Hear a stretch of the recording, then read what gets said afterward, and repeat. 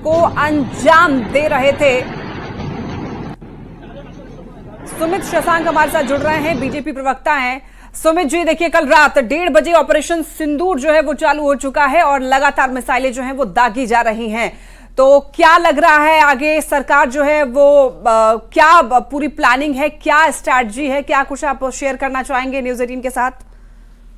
देखिए, भारतीय सेना प्रतिबद्धता के साथ प्रधानमंत्री नरेंद्र मोदी जी के नेतृत्व में इतनी सक्षम है कि हम अपने एक एक जो हमारे जो देश के लोग हैं उनके लिए बदला लेने के लिए हम इतने तत्पर थे। और निश्चित रूप से भारतीय सेना ने प्रतिबद्धता के साथ दिखाया कि जब हम सो रहे थे तब भारतीय सेना ने हमला किया और भारतीय सेना ने आतंकियों के ठिकानों को चुन चुन के नष्ट करने का काम किया।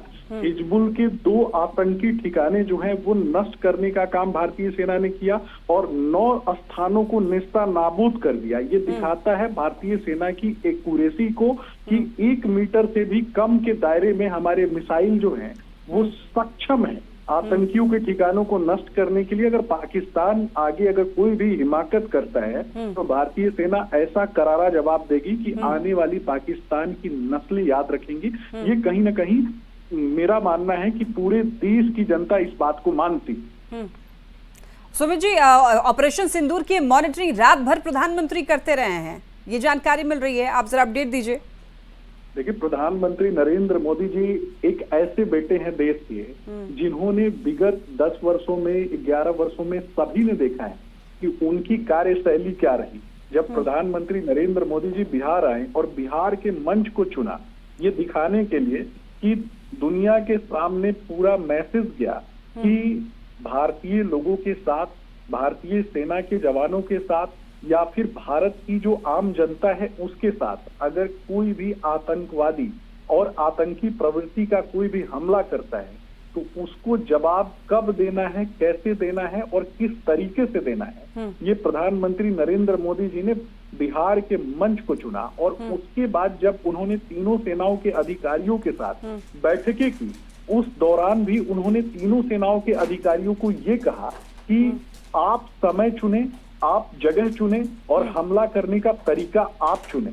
और भारतीय आपने देखा कि पूरा देश जब सो रहा था भारत की जो सेना के जवान हैं वो जाग रहे थे। 11 से ज्यादा, मेरा मानना है कि 9 से ज्यादा लगभग 11 जगहों पे ये हमले हुए हैं और ये हमले दिखाते हैं, पाकिस्तान से वीडियोस आ रहे हैं कि किस तरीके से दहशत का माहौल था वहां लोगों के बीच में। बिल्कुल सुमित जी, और देखिए ये लगातार जो ये स्ट्राइक हुआ है उससे कहीं ना कहीं आतंकियों में दहशत का माहौल भी। हमारे साथ स्नेहा कांग्रेस के प्रवक्ता भी जुड़ गई हैं, उनसे भी जुड़ने की कोशिश करेंगे।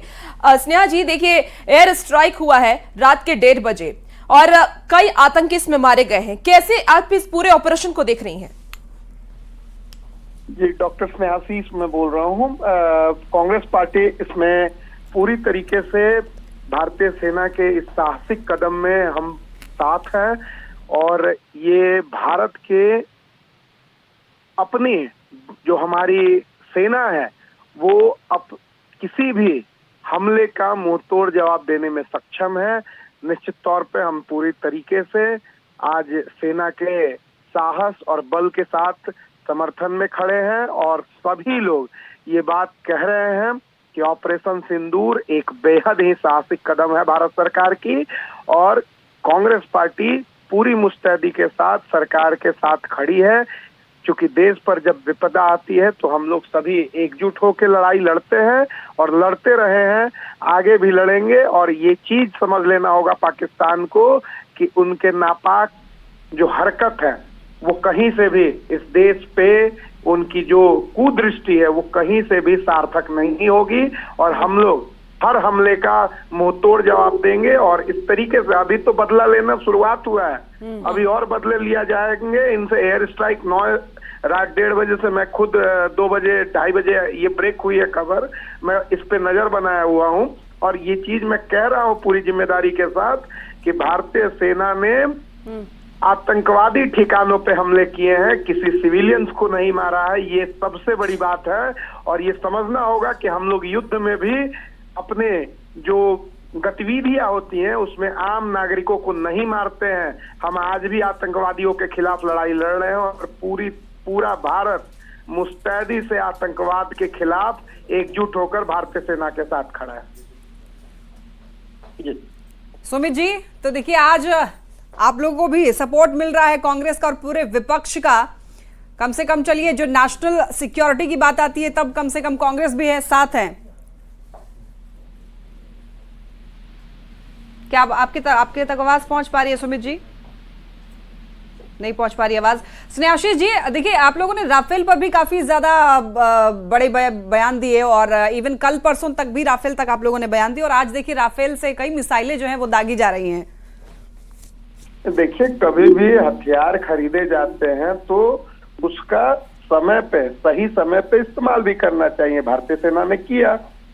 हकीकत है कि वो हथियार, इतने महंगे हथियार क्यों खरीदे गए थे? वो दिखाने के लिए तो खरीदे नहीं गए थे। 13 दिन बाद आज भारतीय सेना ने जो मुंहतोड़ जवाब दिया, हम उसका मुक्तकंठ से हम लोग कह रहे हैं, स्वागत कर रहे हैं और कह रहे हैं कि अभी और जरूरत पड़ी तो और मुंहतोड़ जवाब दीजिए। हमारे पास और हथियार है, हमारे पास वीर जवान है, हमारे पास मजबूत सेना है और पूरा देश एकजुट खड़ा है पूरी तरीके से सेना के समर्थन में। और जहां भी, चूंकि कल से ये हम लोग भी फ्लैश कर रहे हैं कि भारतीय सैनिकों की जो छुट्टियां रद्द हुई हैं उनके कारण तत्काल और ट्रेन में जैसे तैसे वो जा रहे हैं, उनको सीट देने के लिए भी हम लोग पहल कर रहे हैं आम नागरिकों से। और हम लोग जानते हैं कि हथियार खरीदे जाते हैं, लाखों करोड़ों रुपए बर्बाद होते हैं अगर उसका इस्तेमाल नहीं होता है सार्थक जगह पे, लेकिन हमने सार्थक जगह पे उसका सही इस्तेमाल किया है और ये सबसे बड़ी बात है। तो स्नेहाशीष जी, आप ये मानेंगे कि मोदी सरकार की एक बड़ी कार्रवाई है और प्रधानमंत्री नरेंद्र मोदी ने 15 दिन में ही ये कदम उठाया है, क्या इसकी सराहना आप करते हैं?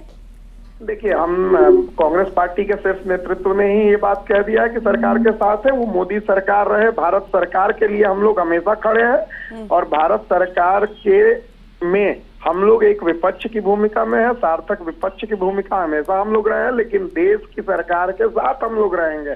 ऐसे जब आपदा आएगी, ऐसी विपदा आएगी तो देश के सरकार के साथ, क्योंकि हम भी राष्ट्रहित का काम कर रहे हैं, हम भी राष्ट्रभक्ति से उठे हुए एक दल हैं, हमने देश की आजादी दिलाई है, तो सबसे ज्यादा दर्द तो हम लोगों को होता है ऐसे हमले होते हैं तो इसलिए इसमें बहुत लाग लपेट नहीं, भारतीय सेना को ये पूरी तरीके से जिम्मेदारी दे दी गई थी जब, तो हम लोग पूरी तरीके से पूरी जिम्मेदारी के साथ कह रहे हैं कि मोदी सरकार के इस कदम में हम लोग साथ हैं। ठीक है स्नेहाशीष जी, आपके भी हमने भाव को जाना है। आप बहुत शुक्रिया हमारे साथ जुड़ने के लिए।